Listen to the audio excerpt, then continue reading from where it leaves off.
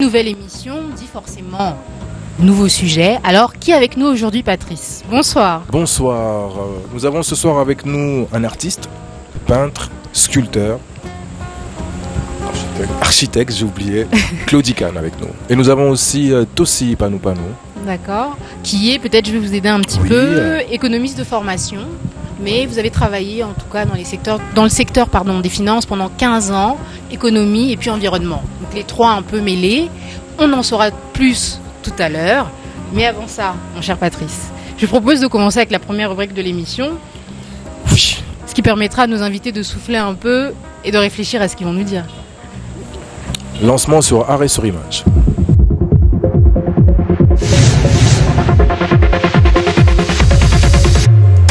Alors pour ce premier arrêt sur image, ce que moi j'ai voulu vous proposer, excusez-moi, c'est comme on a quand même un artiste sur le plateau, il y a quelques jours, il y a eu 90 artistes donc congolais qui ont été primés du prix national de mérite de la culture et des arts. Donc vous êtes directement concerné. Je ne sais pas si vous en avez entendu un peu parler. Vous n'étiez pas présent sur le territoire. Non. Exactement. Non, je n'ai pas eu la chance de participer à cette cérémonie. Et j'ai appris, pendant que j'étais dans l'avion, j'ai appris qu'il y avait quelque chose qui se passait à Kinshasa. Bon, je suis arrivé et j'ai constaté ce qu'il y a eu. Vous inquiétez pas. Vous êtes dans l'émission Le Congo c'est nous, donc il y a rattrapage. Je vais vous dire ce qui s'est passé même si vous n'étiez pas là. En fait, donc il y a eu 90 artistes de primés. Il y a eu des artistes musiciens, comédiens, des sculpteurs, des peintres. Si j'ai pas déjà cité. Non, il n'y a pas eu de peintre. Il n'y a pas eu de peintre. Il y a eu un sculpteur. Un sculpteur, alors c'est lui qui a dû être bien au courant comme quand même. Pas là, mais bien au courant. J'ai appris parce que les peintres se plaignent. Il n'y a pas eu d'artiste peintre. Justement, on va parler des différentes polémiques. Il y en a eu beaucoup. Alors juste pour finir, que tout le monde soit au même niveau d'information, ça s'est passé il y a quelques jours au Palais du Peuple. Et donc c'est Aubin Minakou, notre président de l'Assemblée nationale, qui a remis en fait les différents prix au nom du président Kabila. Et bien sûr, le ministre de la Culture était présent, il y a eu une forte représentation. Et surtout, Patrice, il y a une chose qui a été annoncée, une des informations aussi importantes, à part les polémiques dont on va parler, c'est ce fameux prix qu'on va remettre du coup... à titre posthume, oui. Donc ce prix qui lui va s'appeler Banganga Bakenda. Donc pour ceux qu'on aurait oublié, donc on a décidé à eux aussi de donner un prix à titre posthume.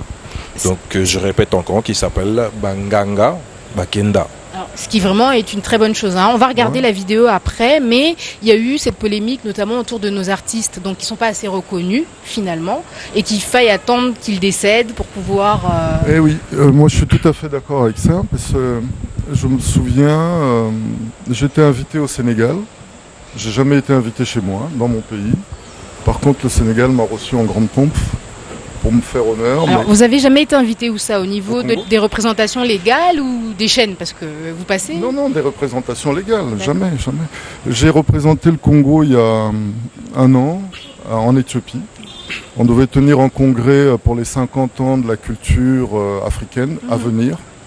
Et on a choisi des artistes venant de tous les 4 coins du monde. J'étais parmi eux, mais on n'a jamais été invité au Congo. Mais justement, je ne sais pas comment vous l'expliquez, c'est vrai que monsieur, vous êtes plus dans l'environnement, mais aussi bien pour l'artistique que l'environnement, ce sont quand même des domaines, on a l'impression à l'extérieur comme ça, qui préoccupent beaucoup les gens.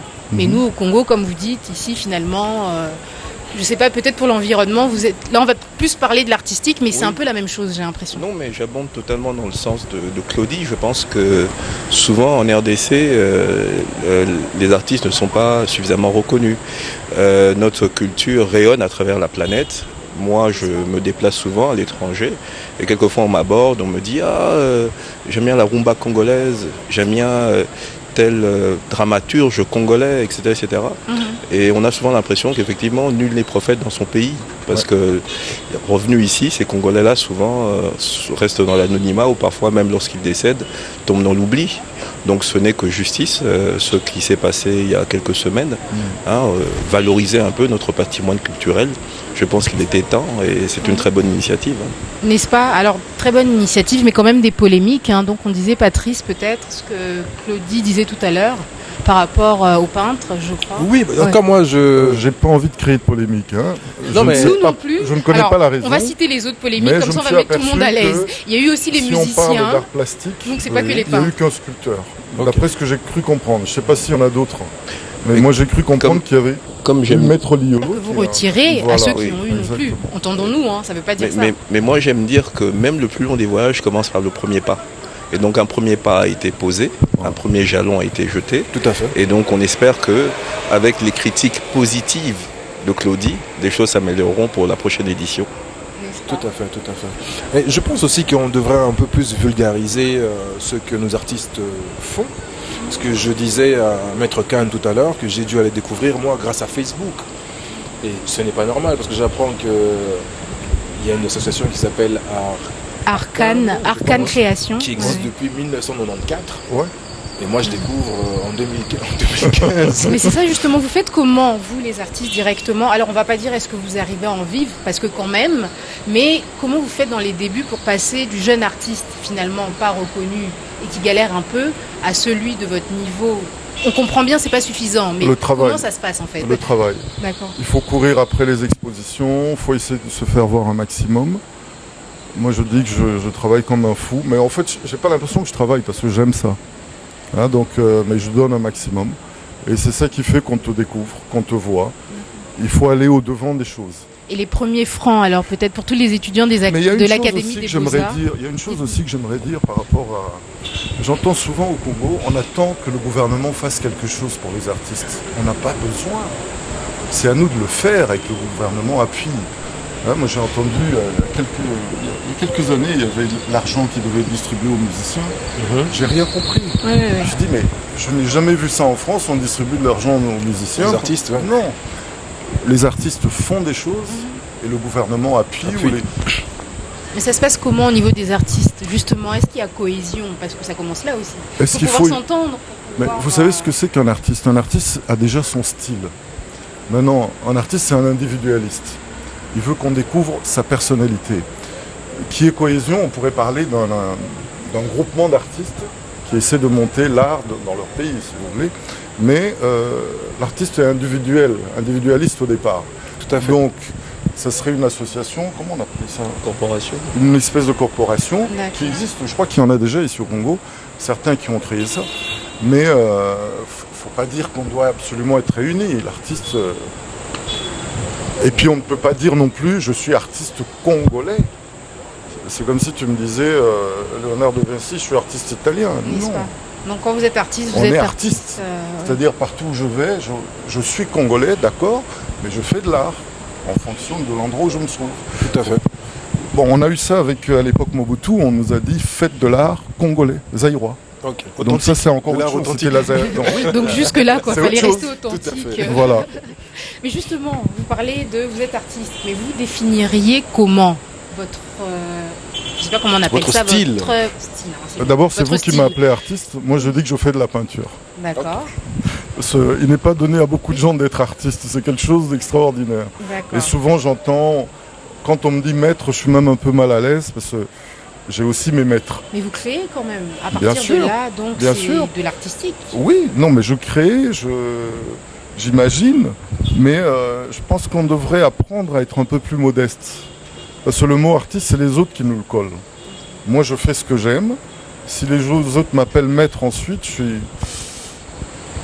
ça me fait rire. Vous met un peu mal à l'aise. Non, ça me fait rire parce que moi j'ai mes maîtres.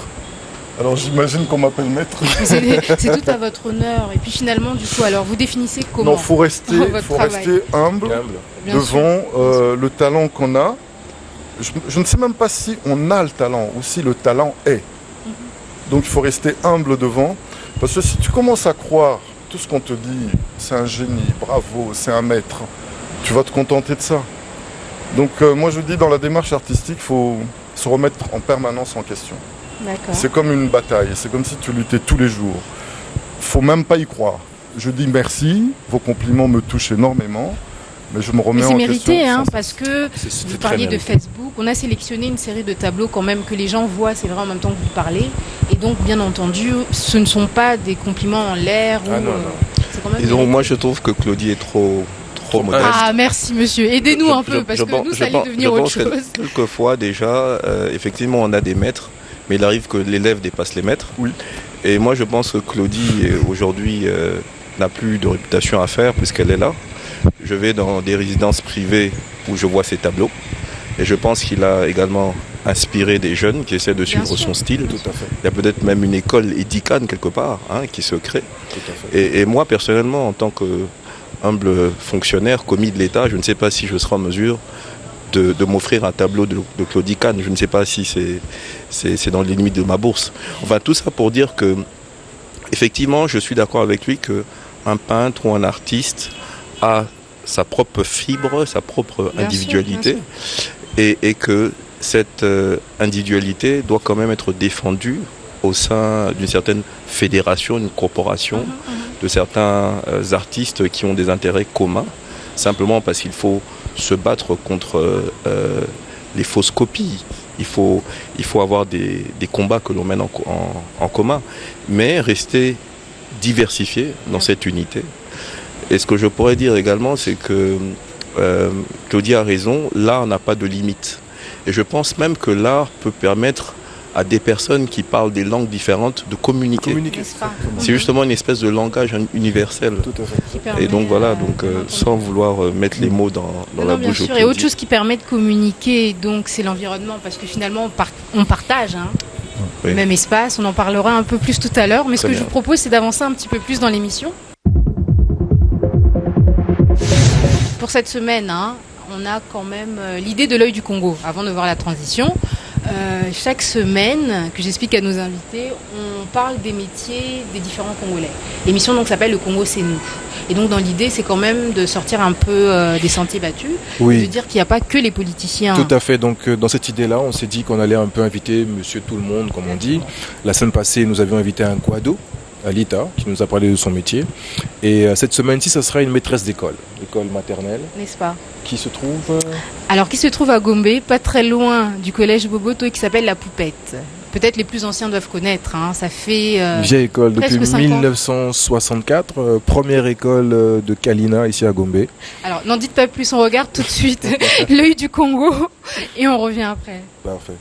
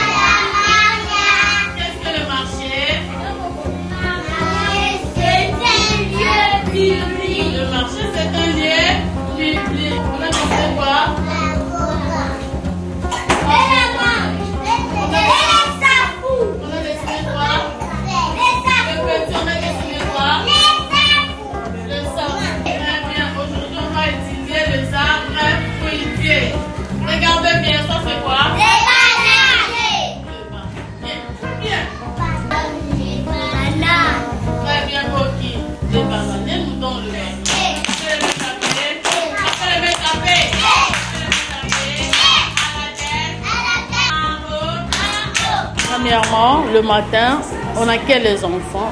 Ça se passe bien. On accueille les enfants le matin. Et après l'accueil, on fait la ronde chantée.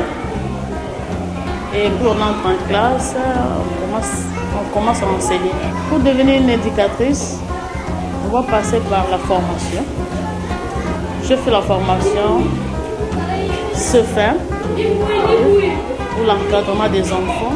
Je suis enseignant titulaire de la deuxième année primaire à l'école Maman Moumbé les Poupettes.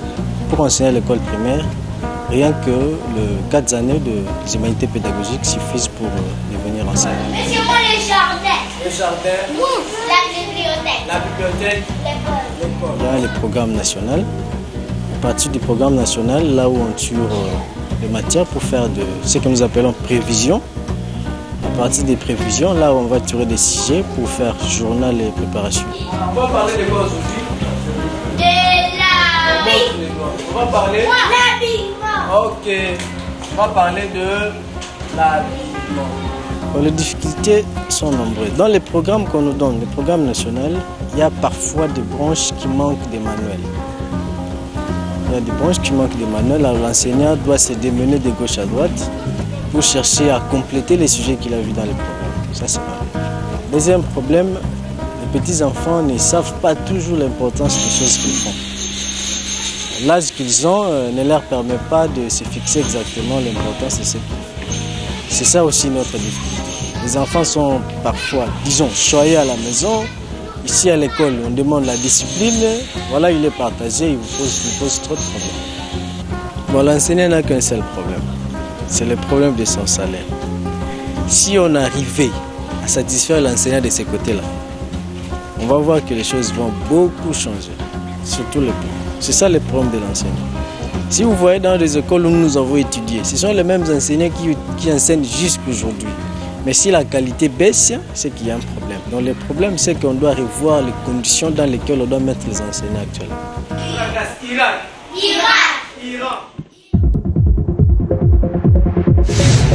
Voilà, donc Monsieur Mpanou, comme je disais tout à l'heure, vous êtes dans l'environnement, là on parle d'éducation quand même, c'est un sujet aussi sensible.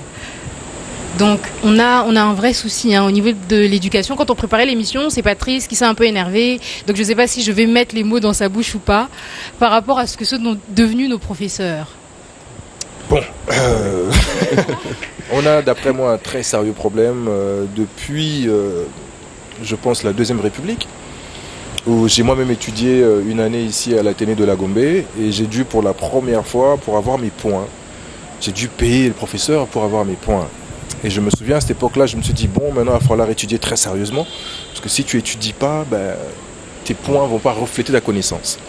Et je parle d'un assassinat du corps professoral, parce que donc, depuis plus ou moins 30 ans, on n'apprend plus rien dans certaines écoles aux jeunes Congolais. Et on a maintenant toute une génération de personnes qualifiées, de personnes certifiées, de personnes licenciées. Mais qui ne connaissent pas le travail. Donc c'est un peu ça dont je voulais parler. Et donc il faudrait pallier à cela, quoi. Mais c'est quand même grave. Quand même, monsieur, vous qui êtes dans le domaine donc diplomatique, on rappelle, finance, etc., mais le diplomatique, et puis vous avez été quand même au sein d'un ministère à un moment donné. Donc, quand même parler d'assassinat du corps professoral, c'est quand même... Disons que je ne suis pas pédagogue, je ne connais pas tous les défis auxquels ce secteur doit faire face, mais moi je dois dire que je suis pour la méritocratie. Il faut que les gens puissent mériter ce qu'ils obtiennent. S'il y a tout le temps des passe-droits et du favoritisme, malheureusement nous n'allons pas aller vers l'excellence. Et ce sera malheureusement quelque chose qui minera le développement du pays. Donc je comprends son cri du cœur, j'y souscris, mais je ne pourrais pas me prononcer avec plus de pertinence que ça, parce que ce n'est pas mon domaine. Il ne s'agit pas du ministère directement, ni de l'éducation, ni de l'EPSP, ni du côté professionnel. Ce sont vraiment les enseignants, on a l'impression, qui ont abandonné. C'est l'impression que nous on a. Disons qu'il faut valoriser le travail des gens, il faut les motiver continuellement, il faut qu'il y ait des promotions, il faut faire montre de psychologie lorsqu'on gère le corps professoral. Et donc effectivement, si jamais ils ne sont pas mis dans les conditions idoines, les salaires ne suivent pas, la motivation ne viendra pas, et ils vont malheureusement avoir recours à certains palliatifs. Voilà, un système D qu'on connaît. Voilà.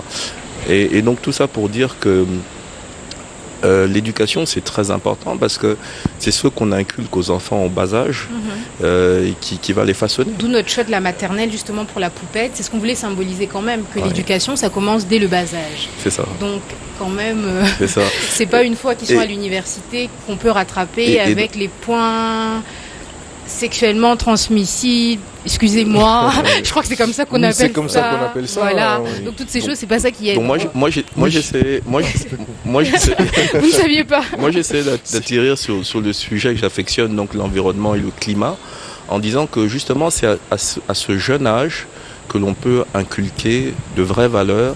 C'est à ce jeune âge qu'on peut inculquer le patriotisme, le civisme, l'hymne national, le drapeau, les institutions. Et je pense qu'il faudrait qu'on passe d'un civisme qui a une connotation politique à un civisme écologique et environnemental. Et donc je pense que très jeune, il faut qu'on commence à expliquer à nos enfants qu'en brossant les dents, il faut fermer le robinet, il ne faut pas gaspiller, qu'on ne jette pas du plastique dans la rue, qu'on éteint la lumière en sortant de la chambre, et ce genre de choses. Je pense que si collectivement, 75 millions de Congolais font chacun leur petite part, eh ben, ça aura un impact énorme. Justement, vous nous faites la belle passe. Hein. Depuis le mois de janvier, donc vous êtes à la tête de ce qu'on appelle les PMA. Vous allez nous expliquer, hein, parce que moi j'ai découvert quand on préparait l'émission. Moins avancé, oui. Exactement. Ne faites pas le malin, parce que si on vous demande d'expliquer, on n'est pas sûr que vous puissiez. Donc vous allez quand même nous expliquer. Mais ce domaine de l'environnement, comment vous êtes arrivé dedans? Parce que vous êtes quand même très jeune, si vous permettez. On ne donnera pas votre âge, bien sûr. Mais vous avez quand même une longue carrière déjà derrière vous. Donc comment vous en êtes arrivé là? Un peu comme un cheveu dans la soupe, hein, disons. Parce que j'ai eu la chance, donc, après mes études aux États-Unis, de revenir ici et de travailler donc, au ministère des Affaires étrangères. Pendant 4 ans, j'ai travaillé pour 2 ministres des Affaires étrangères qui m'ont beaucoup poussé, qui m'ont donné beaucoup d'opportunités. Et donc, après avoir passé 4 ans donc, dans cette belle école, qui est le ministère des Affaires étrangères, où j'ai beaucoup appris en termes de diplomatie, de multilatéralisme et tout ça, il y avait un poste au niveau du ministère de l'Environnement qui exigeait la maîtrise de l'anglais et une bonne connaissance des institutions onusiennes. Et donc c'est comme ça que moi, étant économiste et financier, je me suis retrouvé là sans pour autant avoir fait des études environnementales ou écologiques. Et cette sensibilité justement dans notre pays, je sais que vous êtes peu nombreux.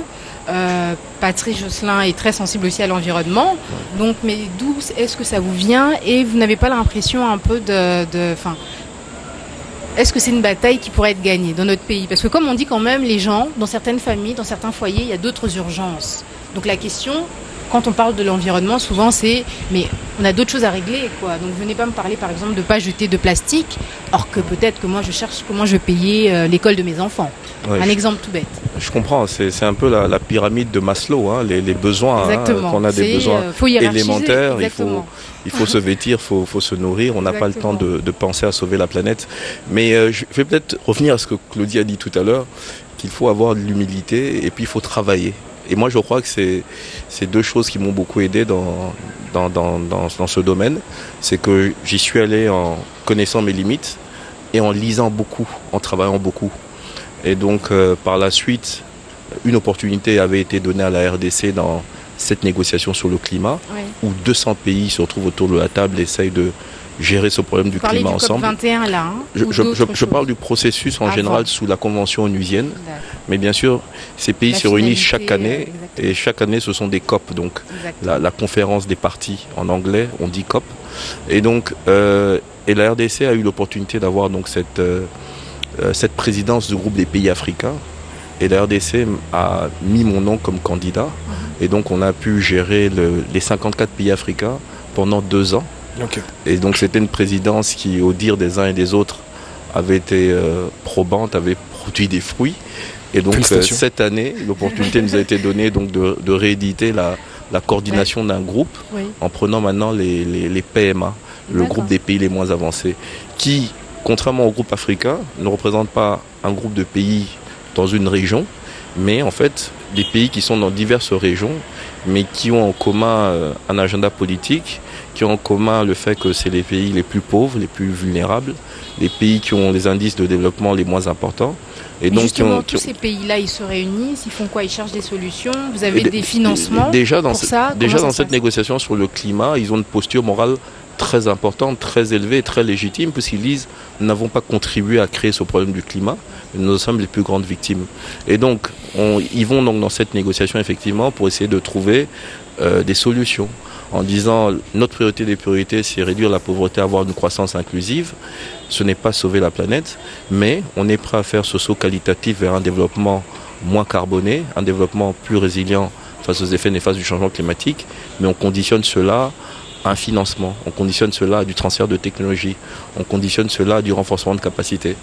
Et donc c'est un peu la démarche dans laquelle Et comment nous est-ce que, inscrivons. excuse-moi, comment est-ce que le Congolais de base peut nous aider? Je veux dire, qu'est-ce qu'il doit savoir pour pouvoir sauver cette planète? Qu'est-ce qu'on peut leur donner comme conseil en fait? Déjà, peut-être à leur Claudie niveau. Kahn, pour vous permettre de souffler aussi Oui, un peu. bien Vous avez sûr, beaucoup parlé. Tout à l'heure, vous parliez du plastique. Donc, pour répondre à la question de Patrice, comment peut-être est-ce que vous avez, vous, une idée en tant que Congolais, tout simplement? Non, mais moi je me dis il faut éduquer la masse, il faut éduquer la population, il faut leur apprendre qu'on ne jette pas un simple mégot par terre. Vous allez au Japon, il n'y a rien qui traîne. Mais on Et jette pas vous- par terre, on jette où alors? Où sont les poubelles? Ah ben il faut les placer. D'accord. Il faut placer les poubelles, il faut placer des toilettes publiques. Mais bon, tout ça, c'est une éducation en fait qu'il faut redonner à la masse. D'accord. Moi j'ai vu des terre-pleins ici avec du papier plastique comme si c'était de l'herbe. C'est pas possible. On va où? Quand vous pensez qu'un plastique, avant de se réduire, de se diluer dans la nature, il faut 100 ans. Alors pendant 100 ans, on va vivre avec le plastique qui germe comme des feuilles. Non, ça Bien va sûr, bien sûr. Alors, Donc tout ça, c'est toute une éducation. Il faut qu'il y ait des émissions culturelles à la télévision. il faut qu'on sensibiliser, peut-être, oui. explique. Et puis l'école maternelle. Tout à fait. Parce que ce sont ces enfants qui vont reprocher à leurs parents de faire la même bêtise. N'est-ce pas? Parce qu'eux, ils ont déjà pris l'habitude. Donc c'est toute une éducation. Donc, de votre œil de professionnel, vous confirmez. Ah oui, de l'expert, excusez-moi. je confirme, et il y a beaucoup de choses à faire en même temps. Effectivement, il faut éduquer, c'est une chose. Il faut également donner les moyens de l'action, et surtout il faut décentraliser. Pour moi, le rôle de tout État central, fort et révolu. Et on le voit par exemple aujourd'hui avec les 26 provinces. Il faut essayer de rendre la décision, la prise de décision, la mettre au niveau le plus local possible. Parce que c'est ces gens-là qui connaissent la réalité du terrain et qui connaissent les priorités.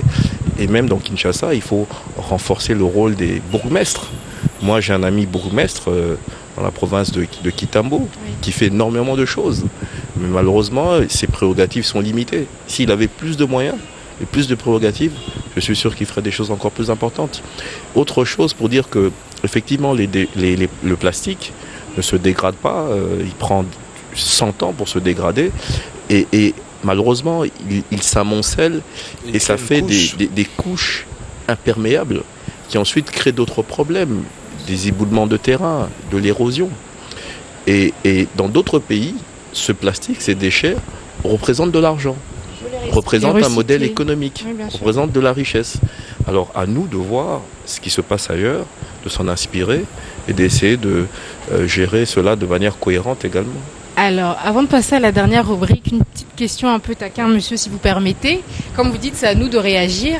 Pendant quelques jours, tous les Quinois, surtout on ne va pas dire tous les Congolais, ont assisté à, je ne sais pas comment je peux appeler ça, un étalage de déchets dans les rues, parce qu'on a eu un souci au niveau du ramassage. Oui. Donc, ce qui est un souci aussi, c'est quand même la base, je pense, même s'il fallait recycler. Déjà, si on n'arrive même pas à pouvoir débarrasser les gens de cette saleté, c'est déjà un problème. Disons, j'étais à l'étranger quand ce problème s'est effectivement a pris forme et ma connaissance approximative me dit que en fait il y a une petite dimension politique à ce problème dans le sens où un bailleur qui avait beaucoup soutenu le gouvernement l'a lâché de manière assez L'Union européenne, alors, pour ne assez pas les citer. impromptue, et donc ça a effectivement créé quelques défis, mais qui, d'après ce que je comprends, semble être On résorbé n'est pas là pour pour l'instant. polémiquer, on essaie de comprendre. Oui. Encore une fois, on se met à la place du Congolais lambda. Oui, Il a été dit que, au-delà de l'Union européenne qui a lâché donc le gouvernement aussi a rechigné à payer finalement pour l'essence. Donc nous aussi, on s'est senti un peu lâchés du coup, parce qu'on s'est dit Très on bien. vient de nous aider.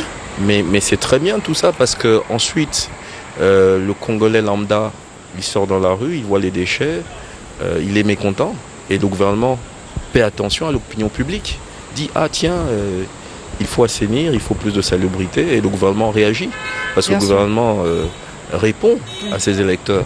Donc c'est la démocratie en marche. Non, Donc, puis en quand même action. le problème a C'est été une bonne réglé chose. depuis, mais il était important de revenir dessus quand même, Oui. en vous ayant vous le spécialiste avec nous. Oui, Donc il semblait normal de revenir dessus. ben voilà.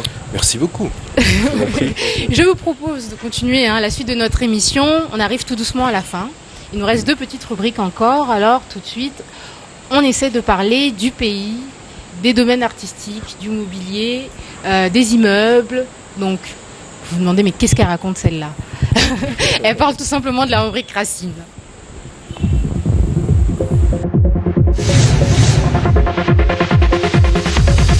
Alors, pour la petite compréhension quand même, hein, on a voulu un peu agiter nos invités. Donc notre rubrique Racine, c'est notre rubrique en fait qui permet aux plus jeunes notamment, ou même les plus vieux qui ne connaissent pas, hein, d'apprendre pourquoi le Stade des Martyrs, pourquoi on a le bâtiment de Sosacom, pourquoi tel bâtiment, etc., etc. Et donc pour cette année, hein, pour cette deuxième année, on a ajouté quand même quelque chose de supplémentaire, qui sont les faits historiques, ce qu'on ne faisait pas l'année passée. Donc pour cette semaine, on a décidé de vous parler du 4 janvier 1959. Donc, ça vous dit quelque chose? Pardon? Ça vous dit quelque chose? Au hasard, par hasard. La journée des martyrs, non? Exactement. C'est un jour férié. Tout à fait, tout à fait. Ouais. C'est ça que ça lui rappelle un jour férié. Hein. Moi, c'est ce que je retiens. La fameuse rencontre au site IMCA, et voilà. Et donc, voilà. Exactement. Bah, je vous emboîte le pas. En fait, ce qui s'est passé exactement, pour ceux qui ne connaissent pas la petite histoire, donc c'était quelques temps avant l'indépendance, hein, 1 an et demi à peine.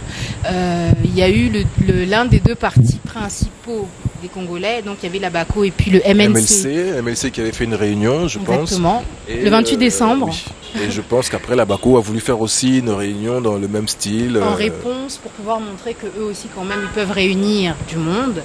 Et donc, enfin, c'est caricatural, hein, mais c'est pour que tout le monde puisse comprendre. Donc c'était en réaction une semaine après. Il y a eu cette demande de rassemblement qui a été rejetée par les autorités belges. Mais ce fameux jour, donc, la population s'est quand même retrouvée devant le siège du parti. Et c'est au moment de devoir... Et si j'ai bonne mémoire, je crois qu'il y avait certaines personnes qui revenaient d'un match de foot. Exactement, il y avait un match de foot, exactement. Voilà. Il y avait un match. Voilà. Et donc le cafouillis est un petit peu venu de là. Donc il y a eu ceux qui se retrouvaient devant le siège du parti, qui n'auraient pas dû y être parce qu'ils n'avaient pas eu l'autorisation. Et puis il y a eu ceux qui sortaient du stade. Et donc il y a eu une grande masse de masse. Tout le monde a subi la répression de l'État colonial à l'époque. Exactement. Et ça a donné donc... Ça s'est fini avec plus de 300 arrestations pour les chiffres qui sont sortis. Hein. Oui. Notamment donc Kassavubu, qui était donc le chef de la BACO. Et puis, il y a eu beaucoup de blessés et de morts. On n'a jamais eu les chiffres. Il y en a qui parlent d'une cinquantaine, une centaine, on ne sait pas trop. Voilà, donc on voulait quand même faire ce petit rappel historique, parce que c'est important pour ceux qui ne sont pas au courant. De connaître leur histoire, effectivement. Exactement, et puis ça nous parle aussi quand même de l'engagement. Aussi. Parce que, comme vous disiez tout à l'heure, il faut bien commencer quelque part finalement pour arriver aussi. Et donc eux ont commencé, il y a eu ces martyrs, et puis comme je disais, 1 an et demi après, on a eu l'indépendance quand même. Oui. Est-ce que ça vous parle, Monsieur Kahn, cette histoire? Parce que... Je la connaissais, mais vaguement, l'histoire. D'accord. Parce que c'est vrai que c'est pas forcément votre boulot. On reproche souvent aux artistes de ne pas être assez engagés, notamment les Congolais. Donc, est-ce que vous pensez que l'un va avec l'autre ou forcément comme... Est-ce qu'il faut s'engager? Telle est la question. C'est quoi le rôle de l'artiste? Il est là en train de chercher à faire du beau, même avec du laid. C'est-à-dire, même dans la laideur, on peut retirer quelque chose de beau. Même avec une scène de guerre, il y a Guernica qui est magnifique, de Picasso, bien sûr. Et que tout le monde a vu, tout le monde a visité, et pourtant ça dénonce une réalité qui a été là. Et moi je pense que, moi ça me parle, j'ai peint des choses dans ce genre, mais maintenant il faut savoir lire la toile aussi, parce que nous on peint avec des suggestions, on a des couleurs, je vais mettre du rouge, ça veut peut-être dire du sang, ou ça veut dire... une effusion, mais pas nécessairement négative. Mais souvent, je parle pour moi, dans mes tableaux, même s'il y a cette souffrance, même s'il y a ces malheurs, il y a quand même toujours de l'espoir. Parce que je pense que s'il n'y avait pas d'espoir, il n'y aurait plus rien. Tout à fait. Donc qu'on souffre aujourd'hui, de toute façon, si on nous enlevait tout ce qui nous fait mal, que nous resterait-il? Justement, il y a certains artistes qui puisent dans la souffrance. Vous, on ne sait pas réellement quelle est votre source d'inspiration. On dit souvent que la souffrance nous nourrit, mais c'est pas vrai. Parce qu'on peut peindre du beau, mais ma question est, est-ce qu'il faut faire plaisir? Moi, j'ai envie dans ma peinture, j'ai envie de raconter la vie, j'ai envie de... Ce que je vis tous les jours, c'est un peu comme les musiciens. Ce que je vis tous les jours, j'ai envie d'en parler en peinture. Maintenant, il y a une façon de le faire qui ne doit pas être violente, par exemple. Tu peux la faire violente, mais trouver le moyen de l'exprimer. Et vos couleurs vives, justement, c'est quand même ce qui vous caractérise. Dans ma peinture, il y a beaucoup de couleurs vives. Mais vous êtes Comment on est censé lire ça? Mais vous êtes dans un pays chaud. On est dans un pays chaud. Tout est couleur. regardez la nature. Je crois que les gens ont beaucoup oublié. Quand vous peignez un portrait, tout ce qui entoure, donc tout ce qui est à côté de vous, se reflète sur votre peau. Comment ne pas mettre cette couleur? Tout à fait. Hein, j'ai pas un noir et je mets du noir. Non, j'ai pas un blanc et je fais du blanc. Donc moi, ce qui m'intéresse, ce qui m'interpelle, quand je vous regarde là-bas, je vois toutes ces lampes qui vous éclairent, je vois le bleu du plafond qui descend. C'est pas possible. Donc en fait, on n'est que couleur. Pour la petite adage, quand je peins un blanc, j'utilise moins de couleurs. D'accord. Quand je peins un noir, quand je peins un blanc, j'utilise plus de couleurs que quand je peins un noir. Mais je me suis toujours posé la question, pourquoi on dit les hommes de couleur? Mais c'est ça. C'est ça. Du coup, pour les blancs, alors, il y a plus de mélange. Non, ça, hein, de couleurs. quand je peins un blanc, je dois utiliser toutes les couleurs. J'ai du bleu, j'ai du vert, j'ai du mauve, j'ai du rouge. Mais quand je peins un noir, je peux me limiter à 4 couleurs. Seulement. Et je me demande pourquoi on les appelle des hommes de couleur. Bonne question.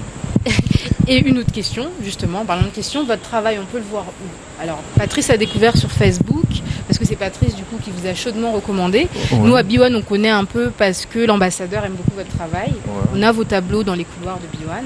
Mais à part dans les couloirs de Biwan, où est-ce qu'on peut voir votre travail? C'est important de le savoir. Pour le moment, sur Internet. Oui, mais Sur vous Internet. exposez quand même, parce que c'est important. On Non, dit ça sur le j'ai- ton de la rigolade, mais... Il y a- Ma dernière expo à Kinshasa doit dater de 5 ans à peu près. Et je vais peut-être revenir l'année prochaine, cette année plutôt, pour faire une exposition. Mais là, j'ai encore quelques expos en Europe, donc je dois repartir. Et ça se passe comment? C'est à la proposition des à la demande des galeries, ou c'est vous, artiste, Oui. qui devez encore faire la démarche? Non, moi, en tout cas, j'en suis au niveau où c'est plus moi qui cours après, c'est eux qui viennent me chercher. Et pour les plus jeunes alors, qui cherchent Pour les peut-être? plus jeunes, en fait, ce qui m'a facilité de me faire connaître, c'était je courais les concours. Donc chaque fois que je voyais qu'il y avait un concours de peinture, je participais. Et j'avais la chance, tout en voulant rester modeste, je gagnais le premier prix. C'est factuel. Vous pourrez pas le cacher, laissez tomber. On arrive à la fin de l'émission, ça remonte, ça remonte. Donc il y a eu un premier prix de gagné. Hein. Ah, il y en a eu plein. Pour ceux qui n'ont pas entendu, hein. Il y en a premier eu prix. plein. Plein de premiers prix qui ont Voilà, été gagnés. et aujourd'hui j'ai la chance donc, de m'être fait connaître rapidement. Car rapidement, c'est 30 ans quand même hein, de métier. Et la chance que j'ai aujourd'hui, c'est que je suis souvent invité d'honneur dans les grandes expositions. Ça fait que je commence à... J'ai le... Comment on peut dire je décide de mes expositions maintenant. Vous avez quand même Au la départ, possibilité de choisir. j'exposais dans les mairies, j'exposais dans les petites manifestations. Les restaurants, c'est des choses que je ne ferai plus aujourd'hui. Bien sûr. Mais parce qu'il y a un nom qui est monté, et puis il faut voir aussi dans quel cadre. Mais c'est... Merci beaucoup. Je pense qu'on arrive à la fin. Oui, on arrive à la fin, oui. Peut-être une dernière question pour monsieur, parce que l'environnement, c'est très important. On ne reçoit pas souvent quand même des acteurs de ce secteur-là. Donc c'est important, si vous avez peut-être un message à faire passer, une urgence pour notre pays peut-être, parce qu'on n'en est pas tous conscients, parce qu'on n'a pas la même sensibilité. Oui. Si je peux me permettre, d'abord, je voulais rebondir sur ce que Claudie a dit tout à l'heure et le sujet sur le 4 janvier. Ce que je voudrais dire, c'est que pour moi, l'artiste n'a pas besoin d'être engagé parce que son travail parle de lui-même. Et je pense que quelqu'un peut utiliser des couleurs, peut utiliser un style qui parle de lui-même, qui envoie un message, politique ou non. Et lorsqu'on regarde notre drapeau, pour moi, le drapeau parle fortement. C'est une véritable œuvre d'art.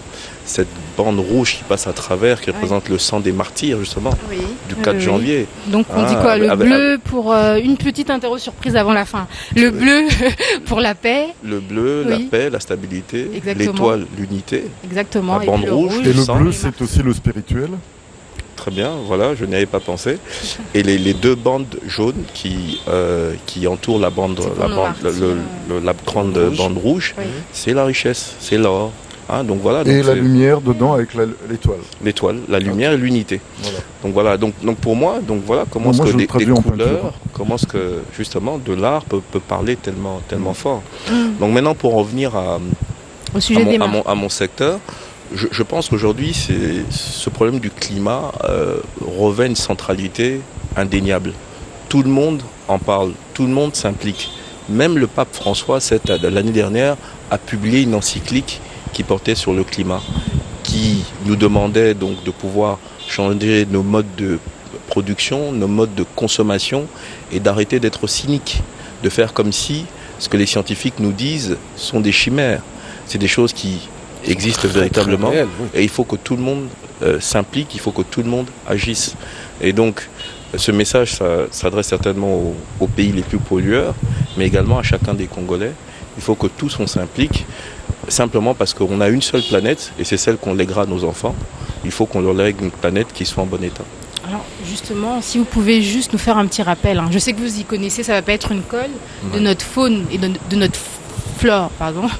Ouais. Parce que justement, elle est riche, donc c'est important Oui. de savoir. On a énormément Disons- de forêts, on a énormément d'eau. Absolument, à protéger. absolument. Savoir conserver tout La ça. RDC est un géant de méga biodiversité, hein. On est le deuxième poumon de la planète après l'Amazonie. Le réseau hydrographique de la RDC est très important, très abondant, c'est énorme. Ça nous donne un potentiel en hydroélectricité important, 100 000 MW. Le seul site de Inga, c'est 44 000 MW. On peut donner l'électricité à toute l'Afrique, Toute l'Afrique, même le sud de l'Europe, et donc aider à décarboniser les mix énergétiques qui dépendent du charbon. Tout à fait. Donc la RDC peut vraiment représenter une solution. Mais pour qu'elle le fasse, il faut que nous ayons un appui. D'accord. Simplement parce que la RDC Un n'a pas appui venant vocation. d'où ? Un appui venant des partenaires qui le veulent. Aujourd'hui, si jamais les partenaires des pays du Nord rechignent à mettre la main à la poche, il y a certains pays émergents, il y a l'Inde, l'Indonésie, la Chine, le Brésil, l'Afrique du Sud avec lesquels on peut travailler. Oui. Mais vraiment, la RDC est une solution. La RDC n'est pas le problème en termes d'environnement. Et donc, essayons d'utiliser ce potentiel pour aider à Non, la RDC pourrait la sauver le planète. monde.